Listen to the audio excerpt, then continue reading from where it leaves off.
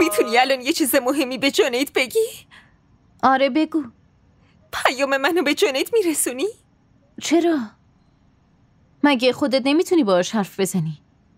اونم میخواد باهات حرف بزنی. دیگه جایی برای حرف زدن نمونده. مگه چی شده؟ چرا اینطوری میگی ها؟ مامانم برای من و جنید استخاره کرده.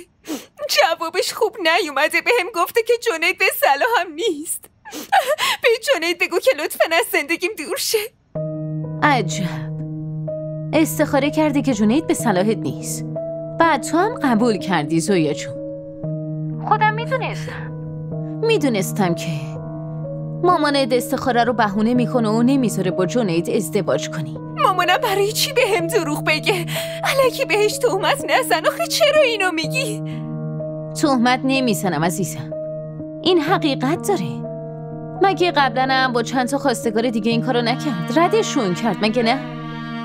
فقط از هرچی خوشش بیاد واسش استخاره میکنه و خوب در میاد. ببین این نتیجه استخاره است. خب حرف مامانم نیست. برای دوتامونم بهتره.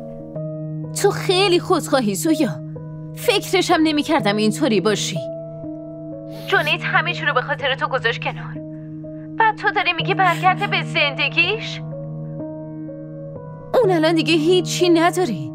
زویا اون کاملا تنها میشه. آرشین من از اولشم میترسیدم. تو که میدونی همیشه سعی میکردم از عشق دور باشم. از اولشم میدونستم که آخرش تو بی‌وفایی میکنی. زویا این جواب منفیت حتما جون جنیدو میگیره و ناراحتش میکنه. من نمیتونم همچین کاری کنم آرشین. لطفاً خودت به جنید بگو خانوادم قبول نکردن. نه زویا، من اونقدر جرأت ندارم که بتونم این حرفو به جنید بزنم. بهتر خودت اینو بهش بگی.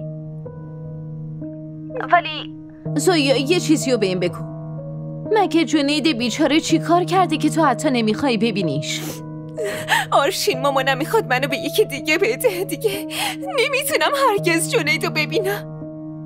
آفرین زویا. آبروی خودت، شخصیت خودت، آبروی خانواده‌ات، فقط همینا برات مهمه. این وسط جنیده که هیچ وقت واسط مهم نبودی. اون با کلی امید منتظرت نشسته. من خسته شدم. از یه دختر حرف گوش کن بودن خسته شدم. میفهمی دیگه نمیتونم. ولی گوش کن زویا، این حرفمو یادت باشه. جنید از این خبر میمیره. هیچ کس برای یکی دیگه نمیمیره. هیچ کس نمیمیره.